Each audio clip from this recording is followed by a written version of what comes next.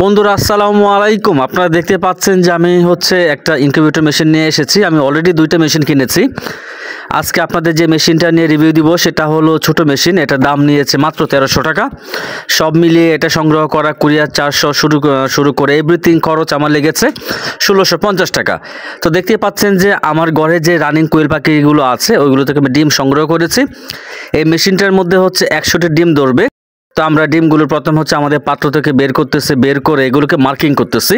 অর্থাৎ এই মেশিনটা হলো অটো না, সেমি অটো। অর্থাৎ এটা লাইটটা অটোমেটিক অন হবে অফ হবে, কিন্তু এই ডিমগুলো সকাল বিকাল অর্থাৎ নির্দিষ্ট একটা টাইম 5 ঘন্টা পর পর উল্টে দিতে হবে।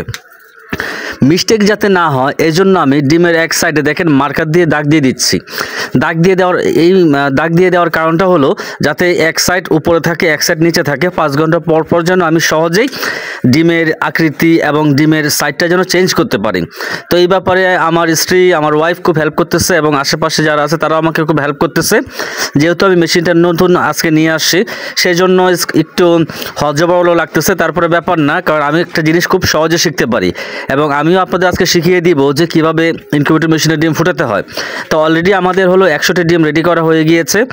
আমরা অল্প সময়ের মধ্যেই এই ডিমগুলো ইনকিউবেটর মেশিনে আমরা দিয়ে দিব।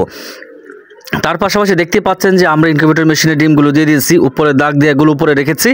5 ঘন্টা পর পর আমরা উল্টিয়ে দিব এবং এই মেশিনের আর্দ্রতা ধরে রাখার জন্য আমরা পানি দিয়েছি এবং কখন কখন উল্টানোর পর টাইমগুলো দেওয়া আছে। সকাল 10টায় দেখতে পাচ্ছেন, দুপুর 2টায় এবং রাত 10টায়। এভাবে আমরা টাইম করে করে চেঞ্জ করে দিব।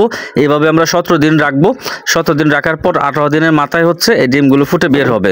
এখানে আর্দ্রতা প্লাস অটোমেটিকলি যেন হিট না হয় 37.5 ডিগ্রি সেলসিয়াস আমরা রেখেছি।